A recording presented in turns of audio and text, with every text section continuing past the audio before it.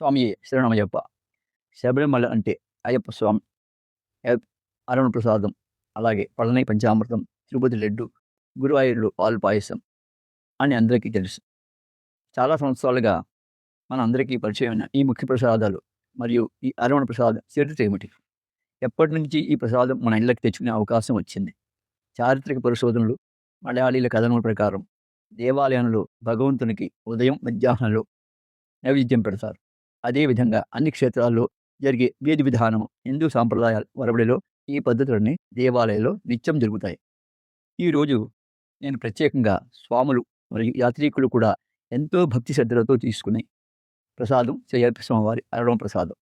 శబరిమల వెళ్ళలేని వారు కూడా ఈ ప్రసాదం తీసుకుని సాక్షాత్ అయ్యప్ప స్వామి చూసినంత భక్తితో తినడం మనకి అనుభవమే. అంత అద్భుతంగా తయారీపడుతుంది. శుచితో ఆస్వాదిస్తారు. ఇంతకీ అరుణ అనే పేరు ఎలా వచ్చింది? పేరు ద్రవిడ భాష నుంచి వచ్చింది. అరి అంటే బియ్యము, వా అంటే నీరు, నా అంటే నెయ్యి అని అర్థం అని తెలుసుకున్నాను. అలాగే పాయసాన్ని నల్ల బెల్లం లేదా తాటి బెల్లంతో వండుతారు. ఇతర ముఖ్య పదార్థాల్లో ఎండిన కొబ్బరి ముక్కలు, జీడిపప్పు, ఎండు ద్రాక్ష, యాలకుల పొడి మరియు అల్లం పొడి, దాన్ని సెంటు పొడి అంటారు. పాయసం అనగానే మనకి తెలిసిన విధంగా కాకుండా కొంత ఘనీభవి ఉంచిన విధంగా ఒక లేహ్యం మాదిరి ఉంటుంది. ఈ మధ్య కాలంలో కేరళ, ఆంధ్రప్రదేశ్, తెలంగాణ, తమిళనాడు, కర్ణాటక ప్రాంతాల్లో అయ్యప్ప స్వామివారి పూజల్లో చాలా విరివిగా ఈ అరవణ ప్రసాదం చేస్తున్నారు. చరిత్రపరంగా తెలుసుకున్నది మరియు మలయాళీలు వద్ద తెలుసుకున్నది 1960కి ముందు వరకు శబరిమలలో ఈ ప్రసాదం కొన్నిసార్లు భక్తులు అందించిన కంటైనర్లో నీరుగా పోసేవారు, లేదా అరవణతోని అంటే పడవ ఆకారంలో మాన్యువల్ శీతలీకరణ పద్ధతిని అనుసరించేవారు.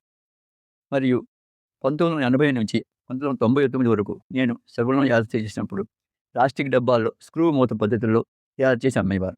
ఆ తరువాత నుంచి అంటే యాంత్రిక, ఆటోమేటెడ్ మరియు స్టీల్ ప్యాకింగ్ ప్లాంట్ స్థాపించిన తదుపరి 1990లో మొదలుపెట్టి 1999 నుంచి మరియు 2018 వరకు గణనీయంగా అప్గ్రేడ్ చేసి ఇలా నేడు స్వాములు అరవణ ప్రసాదం డబ్బాలు ఇబ్బంది లేకుండా ఇంటికి తీసుకెళ్లే సదుపాయం ఏర్పాటు చేశారు. ప్రస్తుతం శ్రీవాన్కూట్ దేవస్థానం బోర్డు వారు దేశ విదేశాలలో కూడా పంపించే ఏర్పాటు వారి వెబ్సైట్లో ఎలా బుక్ చేసుకోవాలో కూడా పొందుపరిచారు. నేను మొదటిసారిగా 1980లో కొన్న ప్రసాదం డబ్బా నా వద్ద ఉంది. దానిలో నేను విభూది వేసుకుని వాడుతున్నాను. ఈ అరవణ ప్రసాదం గురించి చెప్పాలంటే ఇంకా ఉంది. తదుపరి వీడియోలో అసలు ఈ అరవణ ప్రసాదం ముందుగా ఎవరు చేశారో తెలియజేస్తాను. స్వామి శరణమయ్యప్ప. శరణమయ్యప్ప. శరణమయ్యప్ప. మాలాధారణం యూట్యూబ్ ఛానల్ ఆదరిస్తున్న మీ అందరికీ ధన్యవాదాలు.